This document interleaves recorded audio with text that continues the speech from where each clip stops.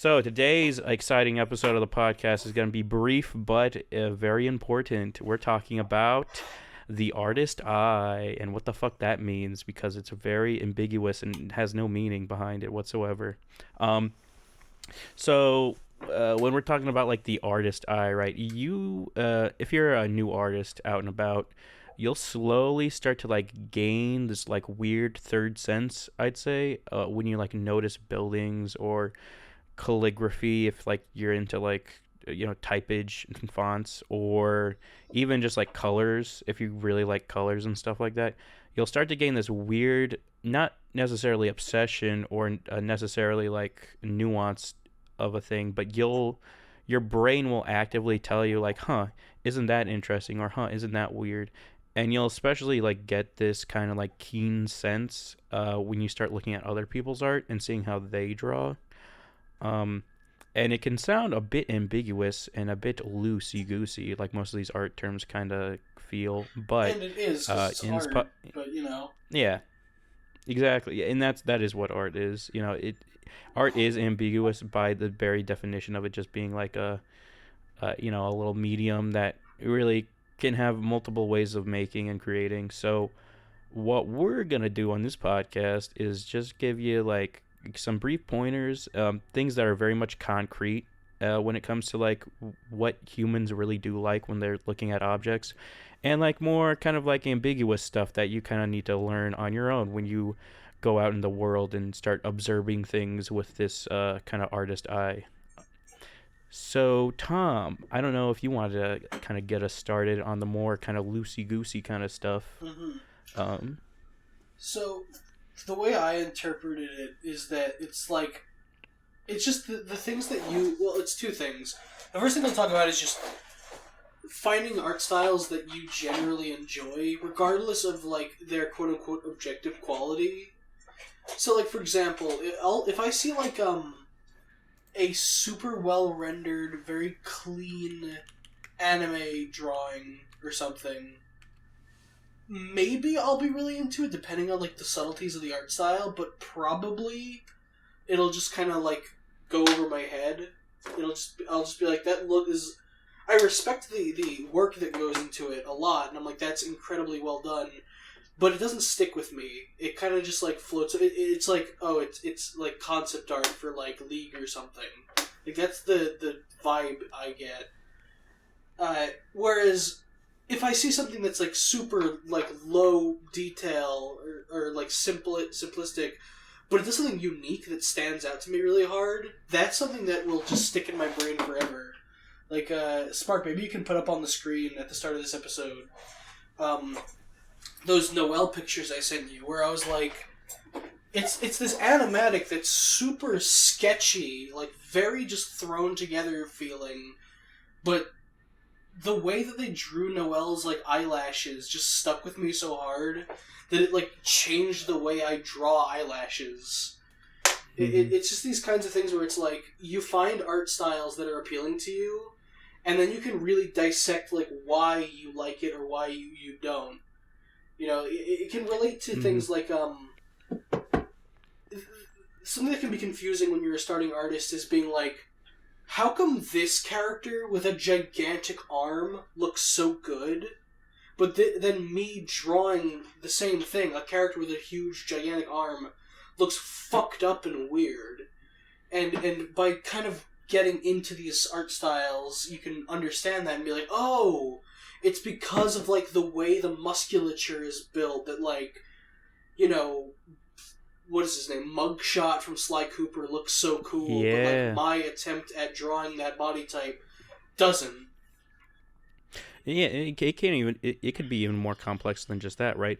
You trying to make, because we're gonna just use Mugshot as a reference, right? You trying to make Mugshot from Sly Cooper 1, uh, could just be as simple as you didn't understand the fact that it's a 3D kind of cell shaded art style, and you went ahead and just drew him like you didn't even add color. Like you could do like you just did like a plain drawing with pencil, and you're like, oh, that's weird. It doesn't feel the same. It doesn't have the same kind of like power behind it. And then you can slowly start looking at something like that and be like, oh, the reason he's more kind of intimidating looking is because of that cell shaded look.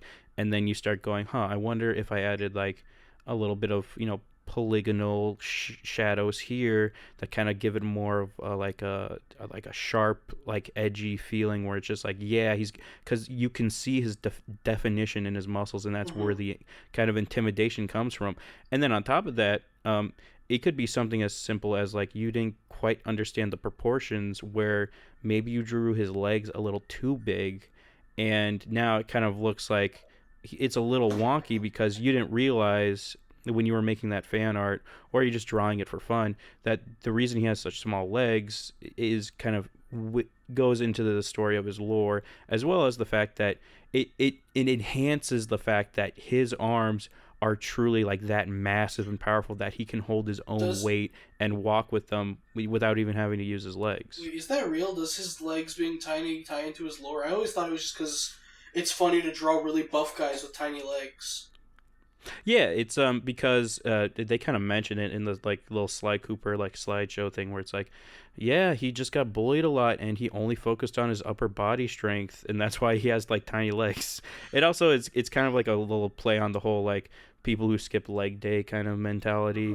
But But I mean, yeah, yeah, like that's why he has tiny legs. He just that's never always worked been them like a out. common like aesthetic for buff characters that I've always kind of liked Mm-hmm. is like the just ridiculous massive arms and then these tiny Yeah. little spindly legs. That was actually how Draco originally looked. I'll draw a Draco real quick Mm-hmm. in the Yeah, screen. and while you do that, I think so that's a pretty good like kind of basis of like when we're talking about like the artist eye, especially with like from Tom's perspective, it's really for him it's about looking at concepts as well as like how like the structure of line art is made. Like that's his main focus when it comes to looking at art. And I'm sure he has like way more kind of nuances on other stuff as well, but let's keep it simple and just kind of like focus on line art as an example. And so for Tom, it's really about the construction of the line weight, the thickness of a line, of how it connects or how it doesn't connect. And when you look at Tom's art, as well as the art he's making right now, you can tell that, especially when you kind of start getting this like keen sense of art, that the way he draws is so intuitive that when he doesn't want to connect a line, it's clearly done on purpose. And he may not say that it's not on purpose because he just doesn't know it, but he's gotten so good at just these insanely like high detailed sketches that tell so much with so little, that he's able to just fluently make these like perfect arches that don't necessarily need to connect because he wants to show volume, um, for that very reason. And he's not necessarily trying to create this kind of cartoony art style all the time where you have those thick lines that are connected and it kind of looks like chowder or something like that. He has his own style, not necessarily just because he looked at other artists and he Frankenstein together like all their concepts, but because he looked at what he truly liked in art and took those concepts and ideas and kind of evolved them over time and made it his kind of muscle memory when he really wants to just have fun doing art, which he does a lot, and it's very cool. It was all very flattering. Thank you. Yeah, Tom, Also, I want to suck your cock. No, I I don't. know because you dream. Oh yeah, for the viewers at home, just, it is a brief little fun fact. I had a sex dream about Tom not too while ago, but hopefully that will happen never again because I found a boyfriend, and that's all you'll ever know about my personal life. You fucking degenerate viewers who Now they know want you're to pry gay. into our details about our life. But yeah, yeah. To get back on topic though, Tom, and less So, about my something sex I wanted life. to bring up actually, because you mentioned like, uh, not necessarily because Frankenstein together out of art styles. This is Hmm. something that I saw. This is kind of a side tangent, but it's something that makes me so mad. Is art advice YouTube videos that are framed like don't do this or stop doing this or Yeah. stop giving this advice. I saw one that it was the title of the video was just stop giving this art advice, and it was the thumbnail was 8 different cartoon characters kind of like photoshopped together, like clearly disparate art style. It was like Mickey Mouse legs, Steven Mm-hmm. Universe's face, like fucking Rick and Morty body, and immediately I was like, oh, they're talking about the common advice of like using parts of art style, combining art styles from things that you already like, and that made me so angry because I was like, you have to be retarded. You'd have to literally have holes in your brain to not understand what the actual deeper meaning behind that advice is. Mm-hmm. By making this video by saying like this advice is bad, you're going to be damaging people's perceptions because they're going to try not to do that. Everyone knows that when you say combine parts of art styles together that you like, they know that you don't mean like Frankenstein, like have fucking like Rick Sanchez's arms on fucking Mickey Mouse's body. Like they Yeah. know that you mean like a more subtle, intuitive feeling of like, oh, I really like this show, so I'm going to try to draw that a bunch of times and slowly integrate concepts and elements from the way this artist draws into how I draw. Like, it's obviously, I don't want to say metaphorical, but it's something that people will understand. And It's you're scaring people away from really good advice and methods when you make videos like that.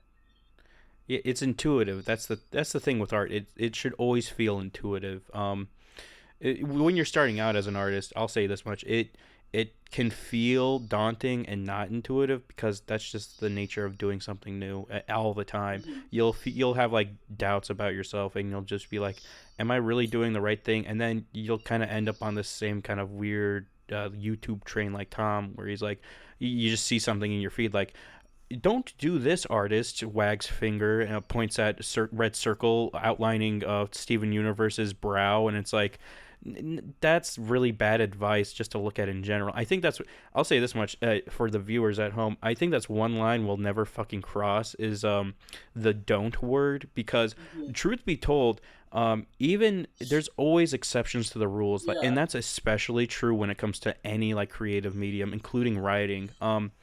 A classic example of like literature, just to kind of like give us some variety, is when you're writing the sentences, right?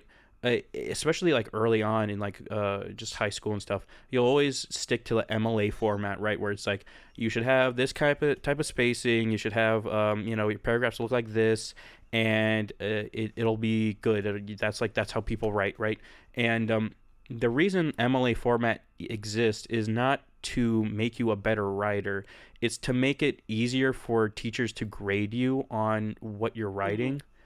Um, I'll say this much though: double spacing your lines is super handy when it comes to wanting to edit stuff. So that's a very handy tool to understand and use.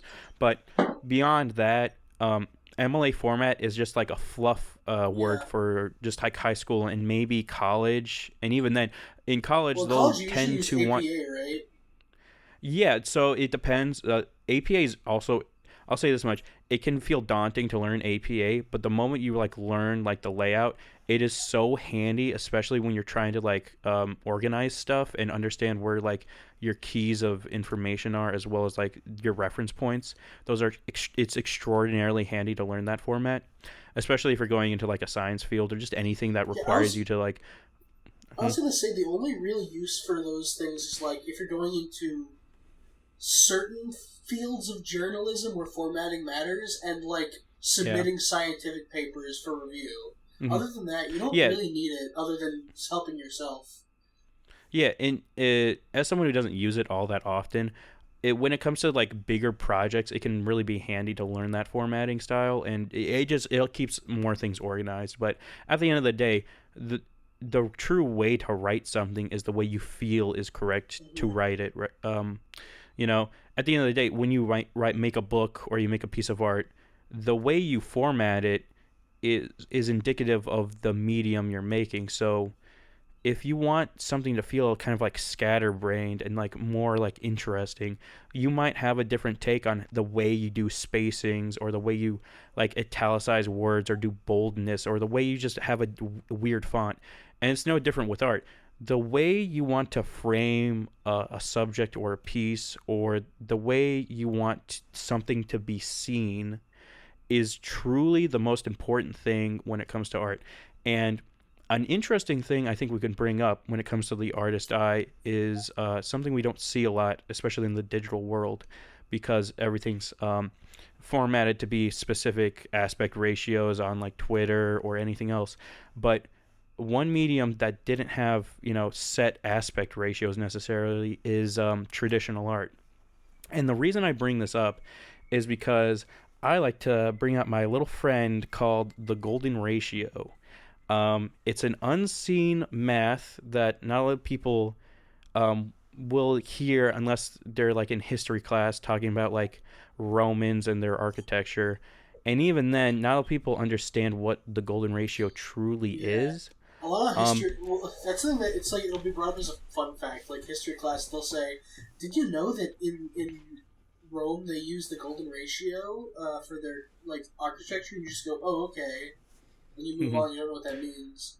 yeah, and golden ratios are everywhere, including in Egyptian It's stuff as actually well. this is actually interesting. This is something I remembered recently because we talked about this the other day. It's Mhm, not just that there's not a lot of ratios like that the human brain likes. Like for example, I believe Japanese architecture is all based on the silver ratio, which is like mhm, it's derived in a similar way from as the golden ratio, but it's a slightly different number. Uh, yeah. there's a lot of ratios like that are good, but like the golden ratio is the most common. And the reason it's the most common is because it makes it it's very versatile because it's not just one set thing. So um in summation, if we were gonna talk about like like it as a math thing, as like a math concept, right? Um, uh, the golden ratio for the most part is two numbers that equal approximately 1.618. Um, and I highly recommend you look up the actual like formula for the golden ratio because you can just do this at home. Like the thing that the golden ratio is most known for is creating rectangles that everybody and their mom loves. Um, you see golden ratios a lot when you're making cabinetry, when you're making something framed, windows, hell, even like doors to some extent.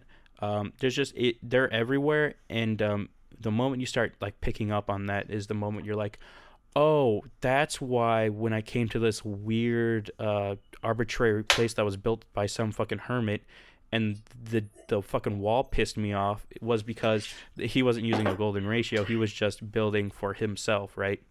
Um, and the reason I think it's important to understand these like more mathematical concepts when it comes to art is because they're a lot more solid and just in your face than they are when it comes to like something more like a font.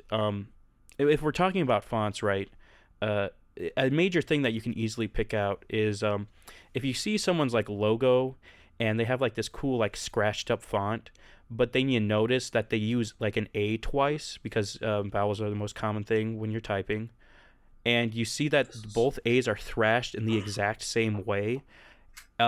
To most people, they don't really notice it, but to others who care about like stylization as well as just like having like cool imagery, will look at that and be like, oh, this person was lazy. They didn't even bother to have like a second A that was thrashed up differently, and not only that, they made this big amazing sign with their logo on it and it has the same thrashed A. Like they couldn't even go the extra mile of just having like it cut differently or a chunk of the A cut out differently. And to a lot of people, it can seem like, oh, they didn't actually kind of put in the effort. They just used a default font, and it can really fuck with your perception of just like because let's be honest, a lot of people are your eyes are like the first thing that see everything. It's the first thing you notice, like Uh, besides sound, and it can really come off as like for a consumer or just anyone being like, oh, that person was lazy. They didn't go the extra yeah. mile, so it's not really worth my time to go into this shop, right? And that's it sounds petty and a bit like contrived, but you can see this a lot in just your normal day to day with just about anything. And I mean, if you when we want to talk see about like stuff like, the golden example, if you want to just like see like mm-hmm, raw mediocrity, just look at like the sides and backs of work trucks when you're like driving around in your daily life. The other day, I saw a truck. I believe it was an electrician, and their like logo mascot was Vault Boy. That's what it's called, right? From Fallout, but like Oh, drawn really? over to look like he was wearing like work clothes. Work That was attire. literally their character on the back of their Oh, truck. great. It's just raw mediocrity. Like either it was like a young guy who was like, "I like Fallout. I'm gonna put him on my truck," or it was an older guy who googled like worker.png and then like just grabbed the Yeah, first picture he electricity. liked. Yeah. Yeah. Now that I think That's a about it, it whole. might not That's a have whole. even been edited. It might have been like a perk picture or something. Yeah. I could totally see that, and I think any artist starting out will we can easily see stuff like that. Like, but what really like separates the boys from the men, right? Is when you start to notice those Come from the weird cream. shits. Yeah. So another example, because we'll talk about a lot of like small art concepts in this episode, but another example that I think is really important, and I think a lot of artists should kind of take into mind, is photography. Photography, right? Is sorry, I always get that ph wrong, but the biggest thing is I'll say this much. So for every artist out there that's not taking pictures, you need to start taking pictures. You just take pictures of just something you like once a day, like just one picture you like that you'll just save to an album or you'll print out and you'll be like, that's an interesting thing that I took a picture of, right? Or even fuck it, get a Polaroid. You don't have to go the extra mile with that, but I'll say this much: with a Polaroid, it's like it feels um, a lot more intentional because you have to pay for the film, and it feels like if you didn't take a good shot, you definitely like you just took a bullet, right? You took a financial bullet because you have a shitty Polaroid. But what you can do right now, artists, is go into your camera app on your phone, and then go into like the weird like settings icon, and you'll see a bunch of things like photo size, whether you want it to be an HDR photo, which for those who don't know, an HDR photo is just a photo that takes three or two pictures. One picture of like the really brights and one picture of the really dark shadows, and what it'll do is it'll fuse those two pictures together so that you have really brights and really dark shadows. It'll kind of make the image look a little bit more I want to say kind of cartoony, but what will happen is you'll have like very vivid like shadows as well as just very vivid like bright highlights, and that's really important when you're starting out as an artist to kind of see those things really put on display. But a third thing that you can do in your camera settings, and this is extraordinarily important, is it's something called composition. And for any artist learning about composition, it's very important you kind of learn early on so you can understand how to like set characters or just backgrounds and stuff like that. And what the composition setting will do, um, it might be called something different, but what it'll do is it'll basically just do the very simple composition of the kind of grid based style on your aspect ratio of your camera, which means it'll draw those two lines going down and the two lines going to the side. Now you're probably wondering what those lines mean and what they do for you as an artist. So for a basic like simple example, right? Let's say you have your camera phone set up at landscape mode, which is you holding it to the side, and you wanted to take a picture of like two objects. What you would want to do, and that, like I said, like with most art, it's not a set fine rule, but when you do it, the vast majority of the human population will be like, wow, that looks very good, but not realize why it looks good. And so you're taking two pictures of, you're taking a picture of two objects. And what you would want to do is line up one object to the left and one object to the right. And you would want those two kind of segmented lines that you see on your camera to sort of have those objects kind of be in the center of those lines. So one object to the left, one object to the right, both kind of in center with those lines.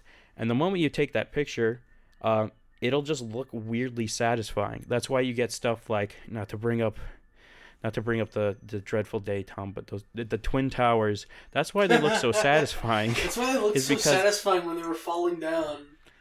well, I didn't say that, Tom, but um, Another thing that looks very satisfying is the arch, the St. Louis Arch, right? Because you Eh, have two segmented pieces that are equal distance apart from each other, and so when you take a picture of them, it feels just right that they sit in frame. Um, and you can do this with a lot of other things, and this is just one concept in photography. There are so many other things you can do with these lines, and I highly recommend you look them up. It would take a whole other podcast to really talk about composition, but and we might do that. But it's extraordinarily important to like get a feel for it with that artist eye you're trying to evolve and improve. I don't know if you've had any experience taking pictures, Tom. I don't know. You want to talk about that? I haven't, but I feel like I probably should. Like, I think this might be fun. I'm Well, not sure. you say Like, that, Tom, but you take pictures of your drawings, and I well, feel like yes. composition kind of comes into play with that. Well, yeah, I think I've mentioned this before, but like this is the same as when I draw digitally. When I draw digitally, I don't like set a size for my canvas and then fill the whole canvas with my drawing.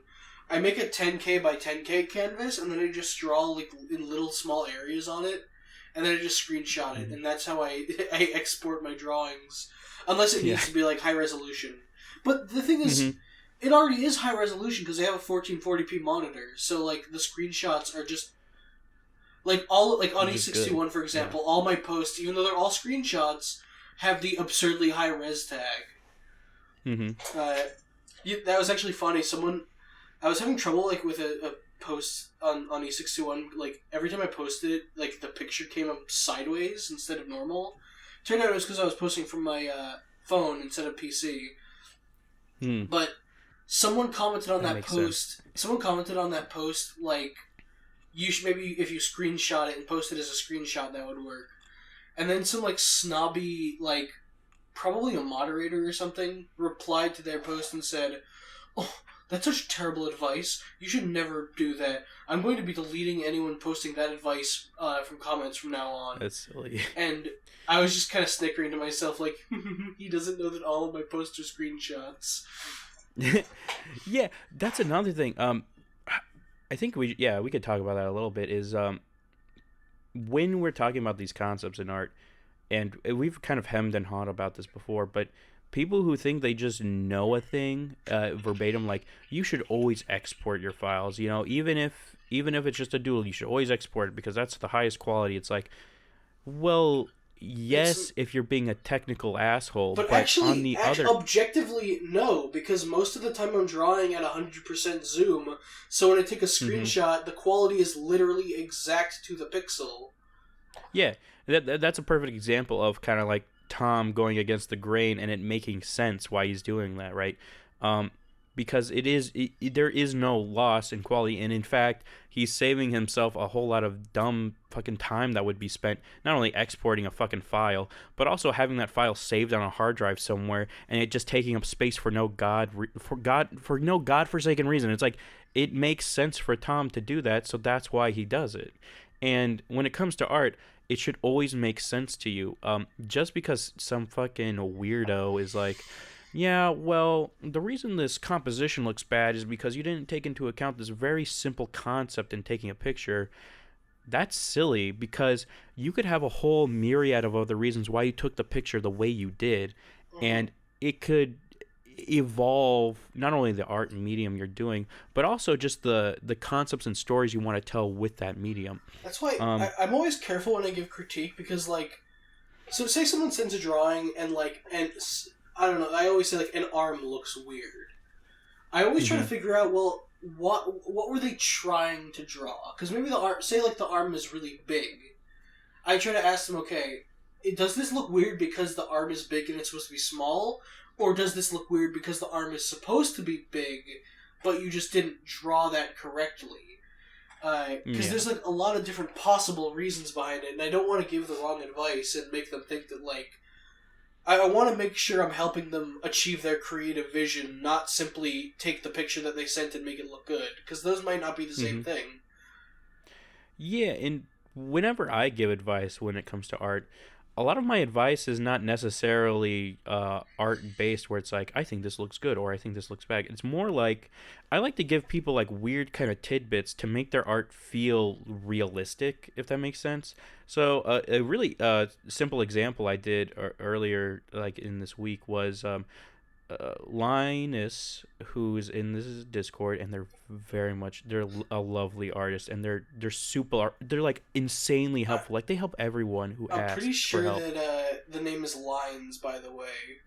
Is it Lines or Linus? I never, I always second guess myself. L I I'm like, N E S is whatever. Lines. It's Lines or Linus. I call them both. But anyways, they're extraordinarily helpful on this server. Not only, well, just to fucking anyone who wants help, and their advice is not only so helpful, but they will actively go out of their way to like draw like lines on kind of sketches to show people like, hey, this is how I would do it, and this is just because I think it would look good because of these very specific reasons.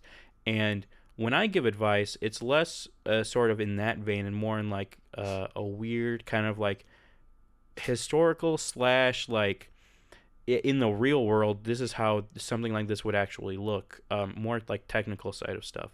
So, for example, Lines drew a very beautiful samurai girl, and I noticed something interesting, which was they drew the samurai blade on the right side of her hip, and I thought it'd be interesting to just give them like a little tidbit where it's like, hey, most people who have like a blade of some type, or even samurais, which is a pretty common thing, is they would hold their blade on the left hand side so that they could have a very like heavy pull and strong pull of the blade with their dominant hand, right? And so you could have a more forceful attack when you're doing your opening attack with a blade such as that, or with any blade, right? And it makes sense. And they drew the character with the blade on their right hip, and I thought it would be a cute little thing to be like, hey, this is a little historical fact if you ever wanted to change something up. But other than that, I just told them flat out like their art is always like extraordinarily good, and it's just, yeah, it's just how it is. I think when it comes to giving advice like that, especially when you're growing this kind of like artist eye, is to kind of stick in your lane. I'll say is if you're like really good at like color composition and you just like know it verbatim, like it's like your fucking Bible, it's more than helpful for you to actually give that advice out to people. But if you're not confident in your own skills necessarily, or you just find it like there's something wrong here, but I just can't put it into words, it's okay to just leave it be and just say like, I really like your art. This is something weird, but I can't really explain it, and just kind of leave it at that if they're genuinely asking for advice. And maybe that will lead them down the right direction. But it's a completely other thing when you're like that kind of art snob who's like, yeah, no screenshots, please, and thank you, and then just walks away and like has nothing more to say than just that. It can, because it's not helpful. It's just this weird thing that kind of what it wasn't even like it wasn't even warranted, right? When it's not warranted, it's even more shitty. So like if someone doesn't even ask for advice and they're just posting a picture and you feel it necessary to be like with your artist eye, even if you're correct, it can come off as shitty when you're like pointing out the flaw in their art when they themselves never necessarily asked for it, right? And so that's what's really important is when you start to evolve this skill is to not just use it willy-nilly to be like, I'm better than you because I have been doing art for this many years and I know exactly what's wrong with this. Because at the end of the day, you're not in the artist's head. You don't know the true extent to why they did a specific color or a specific line on a That's very why like I individual very basis. I rarely offer exact fixes. That's why like I think that you got when someone's asking like, "Hey, this looks weird. How do I make it look better?" You shouldn't give an answer. You should give them questions. Well, what do you want it to look like? What was the intent? Yeah. Like, why don't you like it? What's the problem? Because, like, usually, like, there's not just like a correct way to do it. It's they're trying to accomplish their vision and they're failing. So you need to figure out what their Mm-hmm. vision was so that you can help them find the path in this dark forest to there. You know, they were Yeah. trying to get to like grandma's house, but they ended up at the witch's house instead. And sometimes they'll say that in their post where it's like, I'm trying to get this like kind of blood to be more like visceral, and it's like, well, okay, here's some examples. Don't show them fucking gore pics, but like here's some like examples of what Send them you're. gore. Send them Yeah, ISIS beheading videos. no, send them the Logan Paul going to a cool the Yo. Japanese forest. By the way, I was No, gonna but mention like, this before, but yeah, the reason that they so the first plane with the twin towers, that was a terrorist attack. The second one was just a okay. plane. They just sent it in because we were talking about symmetry. They were like, well, we can't just have one. Oh yeah. I forgot that the whole 9/11 thing was actually an artist statement. Yeah. Yeah, you're right about that, Tom. Osama bin That's Laden why the was reflecting pools are praised. there, so we can think about their Wait, art more. Osama built the reflecting pools Why? because it was his artistic statement. Everyone Okay. was like, they're all I very don't think we should impressed. talk about how the Twin Towers was an artistic statement, Tom. I It don't think was that's just good politically, just in any regard. put up the picture of George Bush and Osama bin Laden shaking hands. I'll put up the picture of the guy saying, "I know people who died in that shit," and truthfully, Tom, I think that guy Draw is him. more artistically fluent than Osama bin Laden. Put up a video of him flying the plane into the towers. I don't think I'm gonna do that, even though he does have an Osama bin Laden beard. But no, it was a 9/11 beard. It Sorry, was I 9/11 got the beard. You reference wrong. fucking idiot. Yeah. Yeah, He sorry, I had was a little two. bit more tasteful in my tack. His beard split in half and turned into little squares at the bottom. Do you think that's why his beard was called 9/11 beard, because in fact he had it shaved exactly like the Twin Towers Yeah, it was in respect identical. to them falling? Yeah, Yeah. he had his eyebrows shaved into the words 9/11. I thought you were gonna do it something even more creative where they were shaved into shapes of airplanes, and so every time you squint, they got a little closer to the building. Every time he got angry, the airplanes would scrunch together towards each other. Ugh. I think we should get off of this. I think we need to talk more about cool art stuff. Yeah. Um. So yeah, the artist eye, right? Yeah, cool concepts, cool ideas. I drew the artist's eye. Oh, really? Yeah. Is it looking at you, staring back at me? Oh, I'm not streaming. Tom, you foolish bastard. That's fine. It We don't doesn't need a actually matter visual at all. aspect. I mean, I'm recording. I Yeah, just well, wasn't streaming on oh yeah, you're Discord. recording. I'll see this in post. Yeah, and it's not like I look at your art or anything, Baka. You know, it's like whatever. But what I'll mention is this: to kind of hem and haw back at the golden ratio, right? Because that's a cool idea. Is like Tom said, there's also other ratios like the silver ratio, which we won't get into because I'm not too fluent in that. But what I will say is this: a lot of concepts when it comes to art or just like building in general kind of evolve off of looking at nature. Um, and you'll probably, when you get really kind of into the weeds of like this whole like things are built off of other things, right? When you look at not only like evolution, but like at like actual like animals or stuff like that, like helixes is a perfect example of kind of golden ratios or just life building itself to be more sturdy and like powerful. Mhm. And when you see that as a human, when you see like power or just like strength shown to you like in your face, it feels good. That's why shoot, I forget the architecture's name, but he made that beautiful building where it's just on a river, and it's like it's this very like robust like square structure on like surrounded by foliage in this amazing river. Maybe Tom could look him up for me while I rant a bit, but it he also invented and revolutionized the idea of like the office space.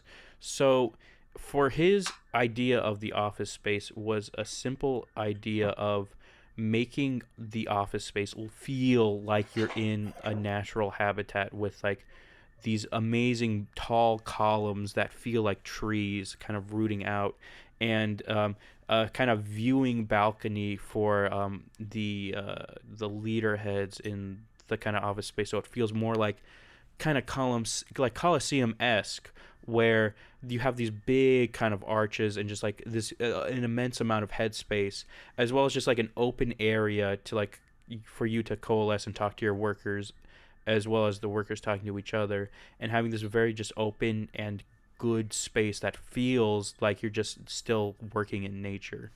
And that blueprint and layout of the like the modern office space got bastardized to the nth degree by kind of corporate America trying to like minimalize it or cut out the main ideas because it would be too cost effectively. Like a classic example is getting rid of that second story and replacing it with an actual another office space. So you have shorter cubicles, these shorter rooms, so you feel more cramped and closed off.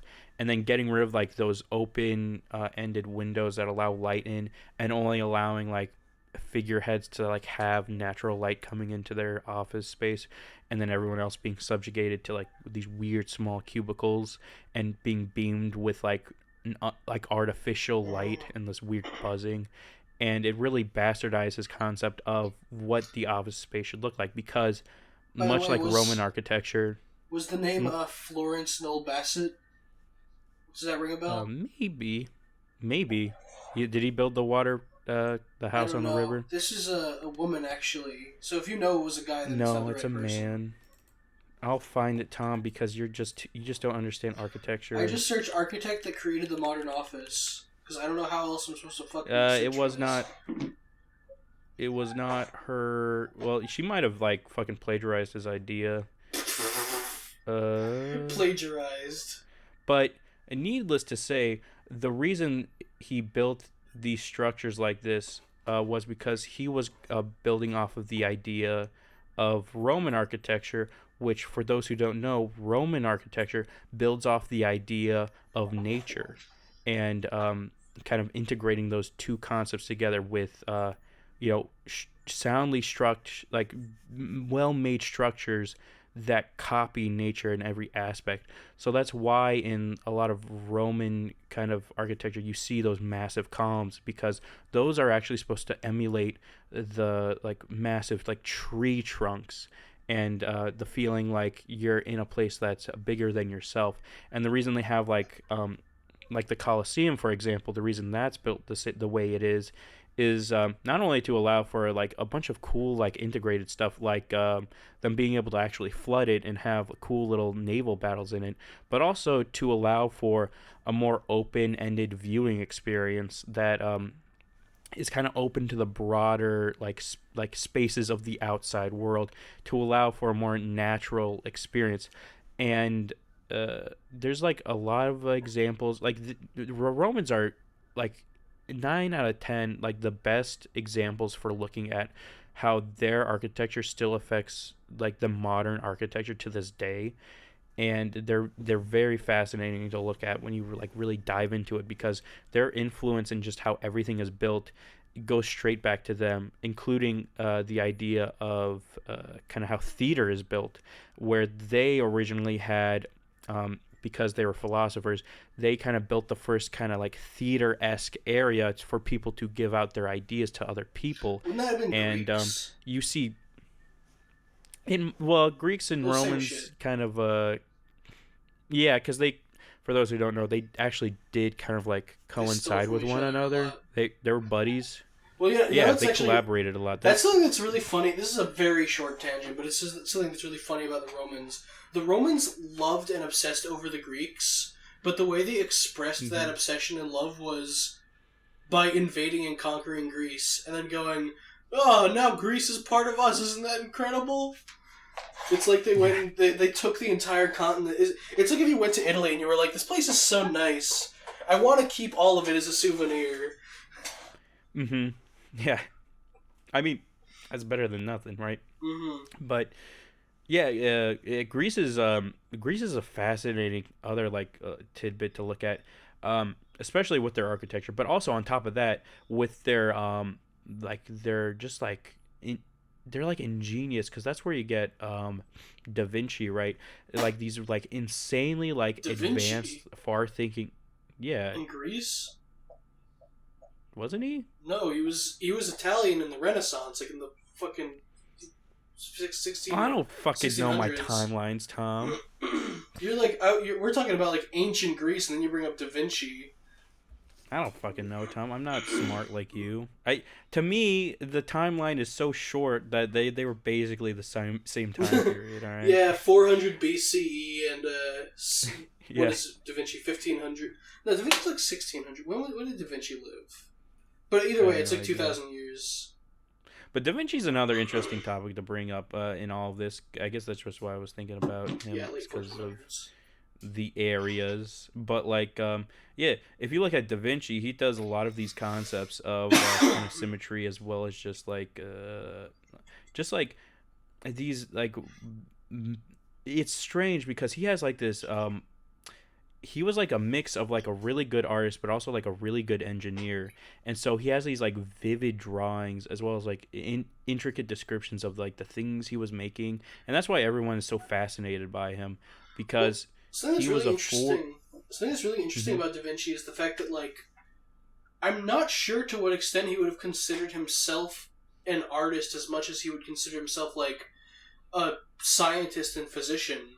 The reason he got Mm-hmm. so good at art was because he was documenting the human form and like doing dissections and wanted to like be as accurate as humanly possible.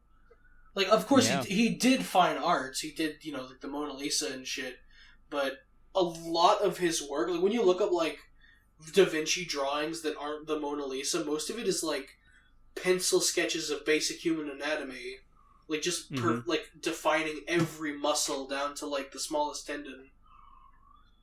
Yeah, and I guess not a lot of people really know Da Vinci. I guess because a lot of people just look on the surface and he's like, yeah, the Mona Lisa guy, but he was very much like a forward thinker, as well as just like, because like the things he was doing as far as like dissecting people was very much like not exactly seen as good. It wasn't like people weren't like happy I, about I it. think that was the era because it was the Renaissance. Anytime before that, people would have been Yeah, like, "That's it." Probably would have been illegal, but because it was the yeah. I'm Renaissance, sure that people was the like era it where people was. got like obsessed with it because they were like, Yeah, that was when people there. decided. Up to that point, science was here's a textbook written by a Greek guy 2,000 years ago. The Mm-hmm. Renaissance was people just literally it was well, not literally. There was a lot of elements of the Renaissance. The scientific element of the Renaissance was, hey guys, what if we actually like checked it? So like that's Yeah, when you what get people.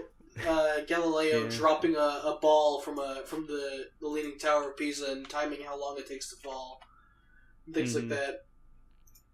Yeah, they were. Yeah, they, and yeah, because it takes balls. I'll say, Tom, to be those people who are like questioning the very Hmm. reality that everyone's been Oh living yeah. for like thousands of years, and I think that's kind of where the artist eye comes from, in a sense, is you going behind the scenes and understanding like, are the things people telling me what I'm seeing, or are the things that I'm seeing what I'm feeling? And it's like, it's a very interesting question to like ponder on yourself, where it's like, just because this one person said the sky is blue, so I must create it blue, I must paint it blue, doesn't mean that when you look at the sky, it's blue all the time, right?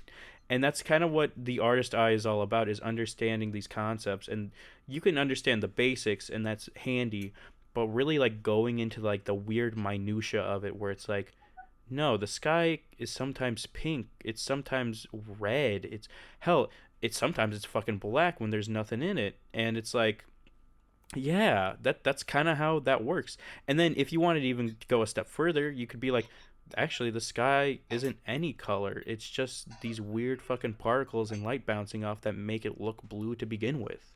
And really, when you get into the weeds of it, when it comes to like everything, like every small detail, and you look at a leaf and you're like, oh, the reason it feels kind of waxy on the top is because the leaves don't want to get wet. They want to get the sunlight. It's the roots that want the water the most, But when you expose roots to the sunlight, they shrivel up and die because they can't stand the sun, because all they want to be is like covered in water and be hydrated all the time. And so when you really get into those weird kind of explorations when it comes to the world as a whole, it can really evolve not only your perception of the world around you, but also of the art you're making, where you understand that when it's raining and you're drawing like a picture of rain, that yeah, the leaves wouldn't have like, they wouldn't be drenched in water. They would have droplets on them falling off of them like a roof. And funny enough, the reason metal roofs have a paint like coating on them to allow water to fall off of them is the exact same reason we learned from plants, is we learned that they had this wax kind of coating that Mhm. allowed for water to fall off of them, and that's where you get a lot more improved synthetic paints that are designed to have water come off of them, as well as just like, other methods of keeping water off the stuff. It's all because it all became that because we looked at the nature around us and we copied it. And that's another thing I'll say is, if you feel shitty because you're like copying something, I hate to break the news to you, but that's the human nature. We've been copying things for millennia, and we've been making it our own. And Everything that's is the same thing derivative. with yeah, and that's the same thing with looking at someone else's art and being like, I really like the way they draw these eyes. I'm not going to copy them, but I'm going to learn about them. I'm going to understand them. I'm going to understand why I like them. And Hon- that's how you evolve that artist eye. Honestly, I don't know if you've noticed this, but I feel like a lot of the time the obsession with uniqueness is actually making a lot of really samey shit lately. Because, Mhm. people are so desperate to be, like, different that they all end up being different in the same way. So, like, here's a really good example. Every story, at least, like, this is changing a little bit right now, but, like, for a few years, every single story was an anti-hero story. Because everyone Cuz was like, everybody liked anti-heroes. but Yeah. it was also because people were like, well, we gotta be different. We can't just have a good guy. We gotta have a weird, like, edgy guy. And it was, Mhm. but everyone said that exact same thing at once, and thus I'm the Joker, baby. their attempt to be different was no longer Yeah. different. So the only stuff from that era that is continuing to stand is stuff that would have stood on its own anyway, regardless of the Mhm. story. And the stuff that's fallen off is just the people that were like, I want to be different. I want my stuff to be different. And it's like, it wasn't Yeah. different. It was the same as everything else that was coming out. And not to get up in our own ass, I'll say this much with podcasts, because I think honestly, as people who are making a podcast, I think we have a little bit grounds to stand on when we're talking about this.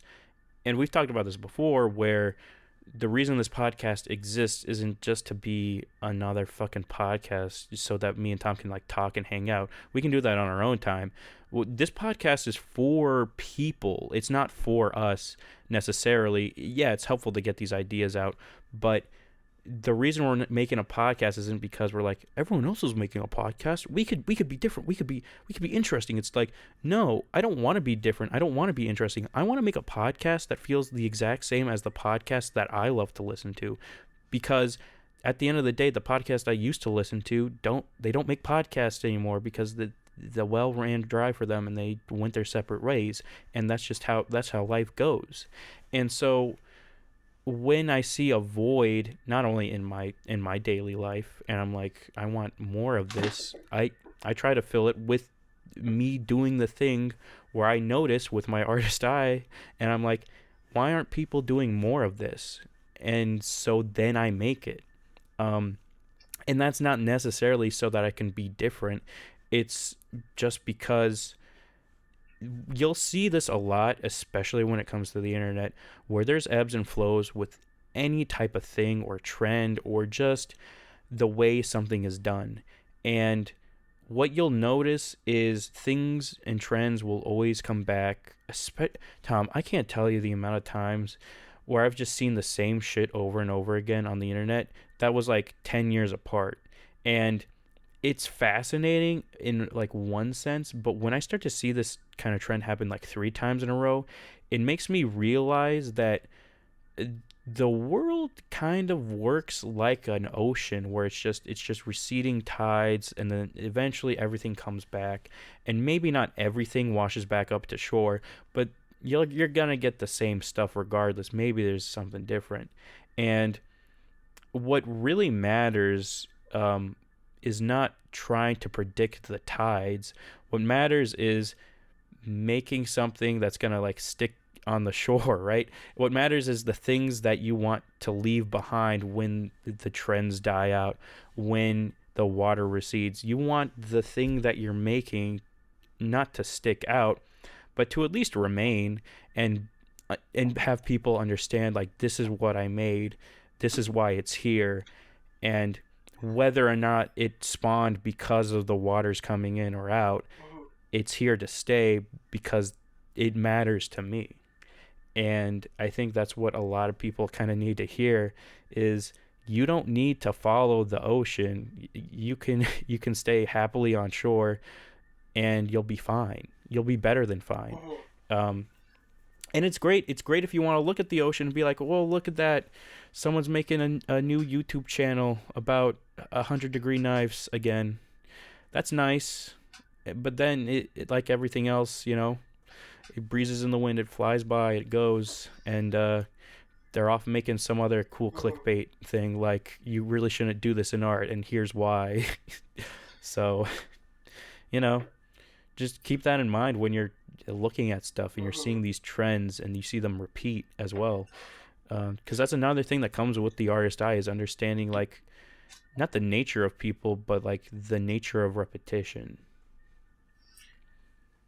When I know we talked about this already, but like when I give, I want to like expand on it a little bit because you brought up like those clickbait channels that are like don't artists don't do this or stop giving this advice or whatever, Mm-hmm. stop listening to this advice. So the other thing I do is like I go. You say like don't say don't. I go beyond that, and I'm more like I don't want to give any concrete things. My Yeah. goal is more to guide people into what they're comfortable with. That's why Mm-hmm. there was this one channel.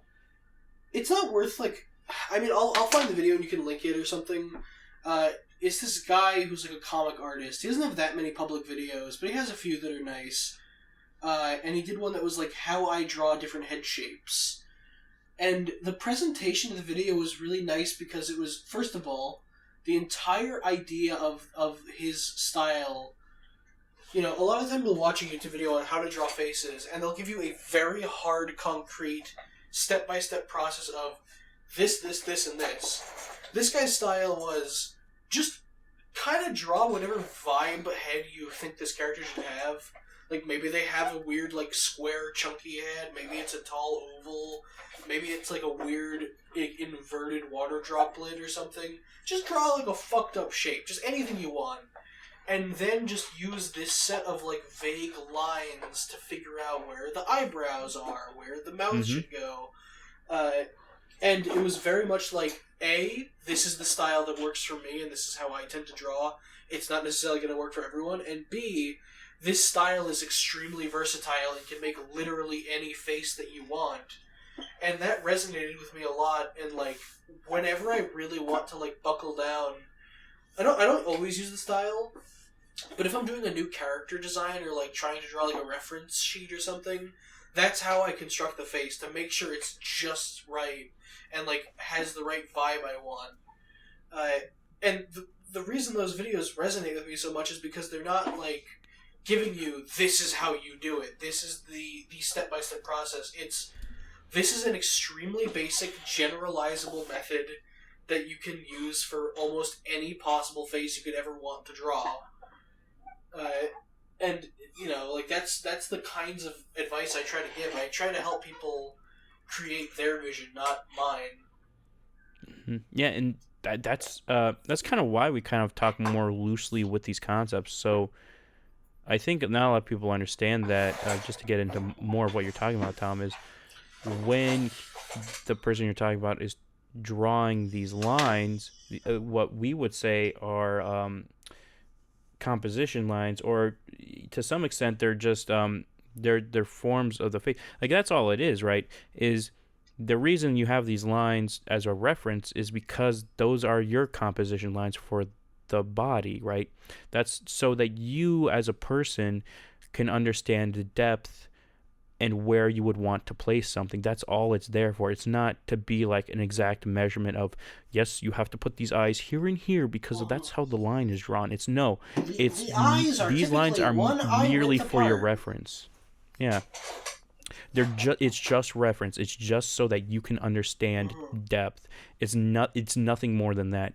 And to kind of like, I think that's a big mistake a lot of artists make is they think that, oh, if I just measure these lines correctly and I do everything properly and I obsess over making these very specific lines, then everything will just look great. And it's like, the moment you do that is the moment everything feels less organic, on top of the fact it feels like disconnected stiff. and not jointed together. And that's how you get that kind of Frankenstein art style, is where you don't go out of your way to learn something new. You go out of your way to it's quite literally the concept of just you grabbing a piece of paper, putting it on your screen, and then tracing over it. Not to say that's not a good thing to do. I think a lot of artists starting out should unironically like trace as much as they possibly can, because what you're doing when you're tracing, and I know I'll get fucking lambasted by all these fucking snobby artists, is when you're tracing someone else's art, what you're doing is you're unintentionally training your hands and your muscles in the same way that these people would draw their lines.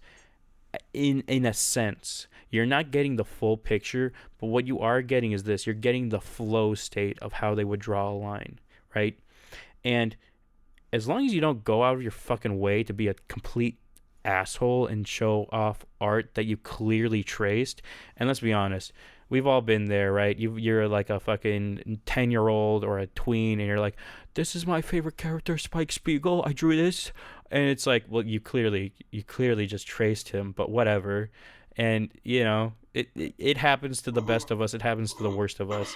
But as long as you don't keep that trend until you're like 30 and you're posting on Twitter like, this is my favorite character, Twilight Sparkle, and it's like clearly you like copying someone else's Your like name is Butch Hartman. art.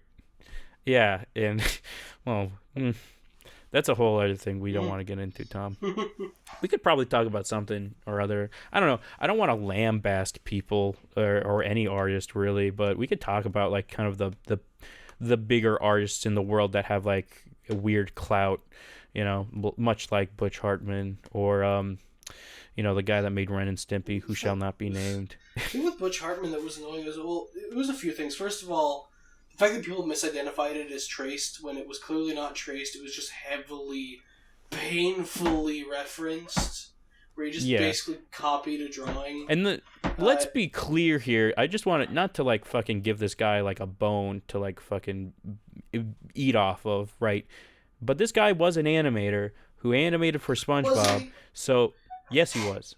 That is true. He worked on SpongeBob at the very least. Was he an animator, or was he like some like fucking, I don't know, side, like was he a board artist? He drew for SpongeBob to some extent, right? That's all I'll also go on that. That's the limb I'm going on. Because when I see his art, I'm sorry, but when I see his art, it's not good. Like when I see his own original art, it's like, this looks like shit. If you see his early day stuff, you'll understand what I'm talking about. But needless to say, this guy worked in Nickelodeon. He didn't just come out the fucking womb being like a show producer, right? He rose through the ranks, right? And he used his charm and his fucking swagger on top of, you know, making fun stories. Well, I guess that's what I mean is like, it seems like he's a guy who worked his. I mean, clearly he's a talented person. Fairly Odd Parents is a good fucking show. Yeah. But the other one. Yeah. Like Danny Phantom. Yeah, Danny Phantom. But it's just like, how is it that this guy, you know, like okay, here's a great example. I saw one of his drawings that was like, I drew these JoJo characters in like the Fairly Odd Parents art style, and that sounds like it would look fucking great. It would be like, they would look like Jorgen von Strangle. It would be all like goofy and have the giant chins and like big bulbous arms. But they didn't look like that at all. They looked like shit. They were like overly shaded. like way too detailed clothes, and it was like, why this looks terrible? How can someone who made like two shows have no comprehension of like artistically altering the their own design? style. Yeah. It could be one of two things. It could just be, just being derivative for derivative's sake, where it's like this is what I think people expect of me, so I'll just do that. But I'll say this much, Tom. I think coming from the perspective of this guy not only rose through the ranks but also worked on like these beloved shows like SpongeBob and Danny Phantom and all that shit, is he he's of the mindset when it comes to art that it's like it's production based, right? Like I think that's a fair shake to say, right, Tom? He's a production based Mm-hmm. guy because that's just the field that he worked in for a long time. And so to me, especially as an animator, what that says to me is like this is a guy who sticks to his guns as far as like trying to keep the form correctly so that in future when something's getting animated or he's animating something, it stays consistent. And I think that's where his I could be totally shooting from the hip with this, but from an outsider looking in, that's where I'm looking at it, where it's like this is a guy who's just going by the books because going by the books is how you do it when it comes to making an animated series that needs to be fluid in its production as well as just like in its art and concepts, right? That's why, Fairly Odd Parents, SpongeBob, you know, all this other stuff, they don't have like crazy like shadows or drawings or stuff like that. They'll go out of their way every once in a while just to have fun with it, but at the end of the day, it's all about that consistency so you can tell that grander story. And I think that's where that guy's coming from.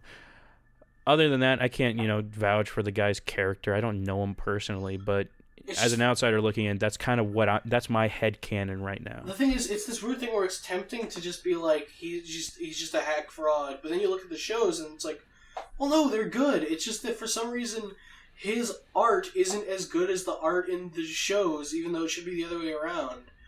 Like typically Yeah, when there's an animator who's like, oh, this animator created this show. When you see their actual drawings, it's like 1 million times better than the art of the show because to be an animator, you just need to be an insanely good artist because you're drawing 1 trillion times a second. Uh, maybe. I mean, there's definitely examples of that not being the case, right? Or someone like I like to bring them up a lot because they're also a not safe for work artist, but Psychic Pebbles, right? An old school guy, also known as Corey. Corey's the Spaz Kid. you said Uh, Psychic Pebbles. I did fuck. I Yeah. fucked it up. I meant Corey Spaz Kid. Sorry, not But Psychic his Pebbles. art He's is also fucking insanely good. His art, like when he yeah, draws, just but draws. it's stylized, right? It's not like he's making fucking Mona Lisas, right? But Yeah, but that's what I meant. it has purpose. It has purpose to tell a story, and it is good because he follows the rules that he follows to make good art, right? It's not the rules any normal person would follow, but it's what he follows I in actually, his heart of hearts. when I watch him draw, it's inspiring because I realize like this is just how I draw. Like this clearly, Mhm. like he's never done like technical fucking classes and shit. He just figured it out by drawing a lot. Yeah. But what I was also gonna say was also kind of in the same vein. Corey Spaz Kid is another not safe for work artist that is very well regarded, I think, and he's a character that early on in his days of animation uh, was very fascinating to watch. But if you saw him do more like detailed, like actual like what's the word? Kind of the stuff that Grand makes, right? Where it's highly Uh-huh. detailed, and it's rendered properly. Like he wasn't that good at it because he was just used to doing cell shaded, just animated art that moved fast, and like you weren't reliant on necessarily the accuracy of some scenes because it was all just moving, and he was doing frame by frame animation, right? And it was all him. So and we see this a lot with the fucking Undertale thing that we watched kind of a while back now, Mm. Glitch where Tail.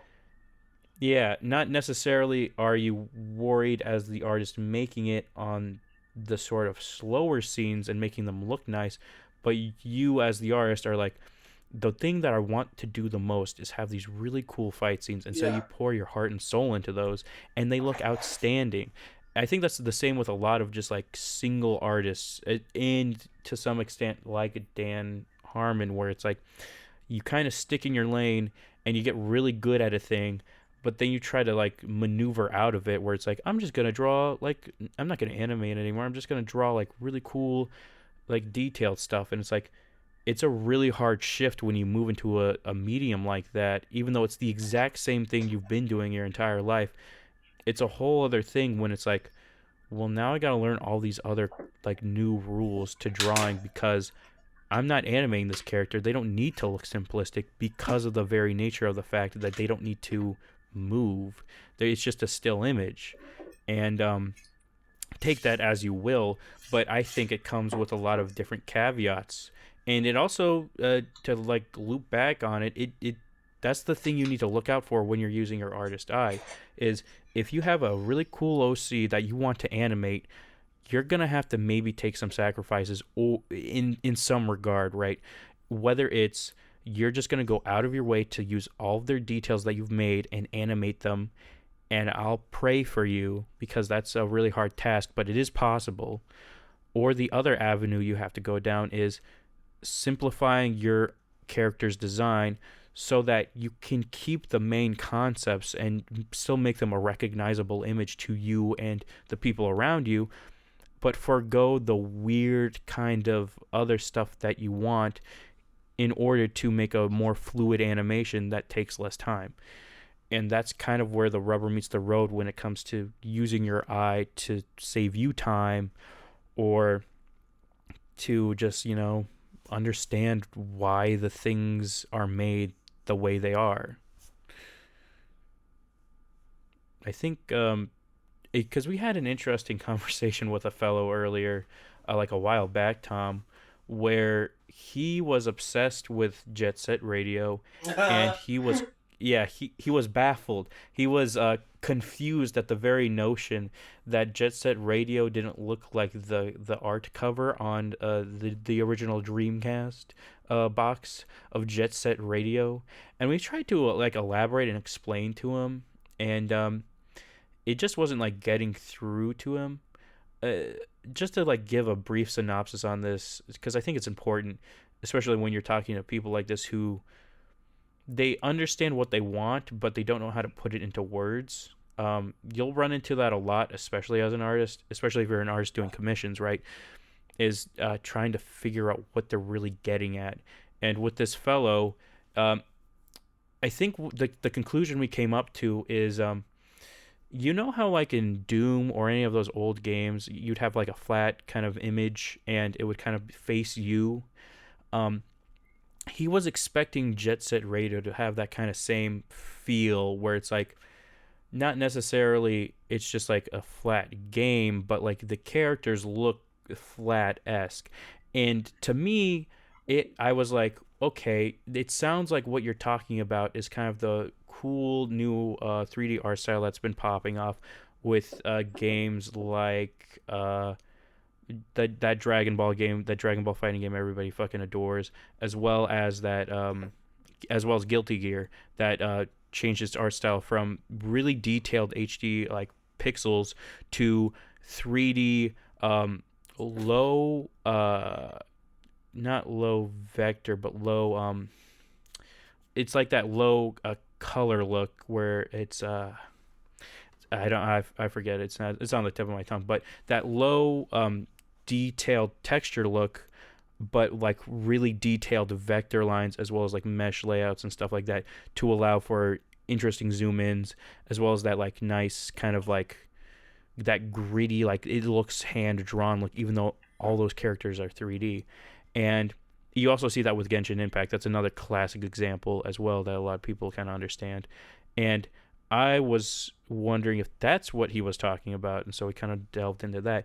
And he still was like, no, it needs to look like the art. It needs to look like the fucking art. And at the end of the day, I was like, okay, so a good example is that Sonic fan main game, that Sonic fan made game that uses the Doom kind of engine that's been modded heavily, where you have the 2D sprite of Sonic, if you so choose, in like enveloped in this like 3D world where it's a 2D sprite that has like all these ranges of movement, and it looks really good compared to like all the other stuff that's going around. And I was like, so are you talking something like this? And even then, he was still at the same kind of weird headspace where it's like, it's just like the 3D models need to look like the art, and Is he saying it's just that like, they were supposed to look like the cover art of the game? yes, yeah, that's what he was But kind of getting at. they did. They were Yeah, just actual 3D models. They were like and designed to be that's cell shaded and everything. yeah, and that's kind of like where the artist eye was kind of like hitting the road for him, where he didn't. I don't know, because he was under the impression that it was like a limitation, or just like some other weird reason why they decided to make the characters 3D in this like 3D I mean, skating graffiti game, and it's like, does well, he no, does he get angry they when had a like reason for it. because like when you have like a Dragon Ball game, it's like it's gonna be a drawing of Goku on the cover, but then a 3D model of Goku in the game, and it's gonna look Yeah. different inherently. Would you get mad about that? Like that's so strange. Yeah, especially when from the, I guess from the get go, if you look at just the game in general, you look at the back of the art, you're like, oh yeah, this is a 3D Goku fighting game, and that makes sense. And I'll say this much: there are 2D fighting games of Goku that where he's a flat image and it looks exactly like the anime, but it's still shit. It's still a shit game. But like, um, yeah, so that's where the artist eye comes in really handy, is when you're transitioning a project that has, the concept art being 2D, and you as someone who's a part of like the big chain of that, understanding the concepts that they want put into the game, but you as the creator or the 3D modeler or something, understanding like, this is what I have to do to simplify this design or enhance this design so that it works in the field that we are working in. It's like being a translator, but for like art, and it is a very hard task to not lose the details when it comes to that. But if you get really good at understanding the details and looking for what people are trying to say with their art, it becomes a world of difference when you make fan art for someone, or you make art for someone's OC that you're doing a commission for, because the moment you understand those details and the things that matter to people is the moment you don't only just make art that you can feel proud of, but art that other people will be like ecstatic and like so proud that you made it, because you got every detail down to like the crazy little shape of their horns that I love, and the cutesy eyes that I adore. And you will make not only yourself happy, but the people that you're making art for even more happy, if that's kind of the route you're going down. Or even the people that you're working for in an animated field where you're just trying to stay on model. If you can do that really well and understand like this is the reason why things are done this way, and this is why that character needs to be animated like this, then you will make a world of difference in the long run by using that eye to understand like, I need to stay in my lane and understand what's going on, so that I can not only improve my art but learn how to change it over time. And yeah, I think that just about sums it up. If you got anything else to say, Tom, about the eye, the third eye. No, not really. I think that's about it. I'm sure Yeah. I'll think of something at a later date, but I can just talk about that then. Yeah, and Oh, you know what? I guess there's one more thing I wanted to say. This is all what I was getting at with Butch Hartman, where I was like, not to go back to that, but that was what I meant was like, I'm not expecting him to draw outside of the art style I'm expecting. What I more meant was I was expecting a more refined version of the style I already see in his shows. an improved version, because it's not animated, right? Not even necessarily improved, just like okay, like for example, I'm just gonna post this in the chat so you can see it, but this is what I've been drawing. all three of these drawings are in my art style and are of the same character and are clearly of the same character, but Mm-hmm. because I'm spending amounts of time on them, they look different levels of detail. You would expect, like, and they're clearly all within the same kind of idea and art style and everything. Mm-hmm. You don't get that with Butch Hartman's art. It's like, this is a completely different vibe from, like, your shows. Like, this isn't even... This isn't a more refined version of the style. This is just something, like, weird and off. Yeah, and we've talked about this. I don't think before on the podcast, but this is a very clear example, Tom, of like we said, where if you had a silhouette of this character, you would be able to tell the silhouettes Mm-hmm. were basically identical because you kept the same form intact. Yeah. You simplified the details that needed to be simplified in order to either animate or make the character look cuter or to make the character have a different expression to like show like seniority, like since just like anything where it's like it's the same thing in like just like manga, right, where like Saitama being drawn very simplistically when he like says something like okay, or just something not necessarily sarcastic, but when he's just being himself and everyone around them are like, what It's the fuck. that's It's actually like like a thing. it's to draw emphasis, It's the period. That's like a thing that they talked about a lot in what's that book called? I think it's literally called Making Comics. Mm-hmm. He has a whole part where he talks about, like, in anime, like, one trick they'll use is extreme simplification, where, like, they'll have a close-up of a sword, and it'll be hyper detailed, like, every little tiny detail on the sword is heavily drawn out, but then they'll zoom out, and it'll just, like, you'll only have basically the outline. It'll just look like a completely different... It won't look like a different sword. You'll be able to tell it's the same thing, but they're not drawing every glisten of, like, the detail. Yeah, or like the sword being chipped or damaged. Yeah. Like maybe you'll have like a triangle cut out of it when it's less detailed, Mm-hmm. but overall you're not going to have the same kind of like weird scarring because that's not feasible. And even if you did do that just for the hell of it, some one viewing it as an art would have to get out their fucking magnifying glass Mm-hmm. and be like, wow, they really did a detail like that. And then when they remove the magnifying glass, it looks like fucking garbage because it's like a bunch of weird scratches and lines that don't make sense until you fucking like put your fucking face to the book, like a cool guy. But that's another thing I think we should talk about later, not now. We're gonna wrap up here, but viewers who are interested in anticipation for the next episode, this is a little snack you can chew on. I think we should talk about like the kind of art books that we look into because Mm-hmm. just recently me and Tom kind of found a weird thing where we've read the same guy's like different books. Yeah, I was And going to ask you, what's the one that you read? Because it seems like it's good for what I'm trying to do. I'd have to dig a little deeper, It was but about we'll talk panels about it on a specifically, later right? date.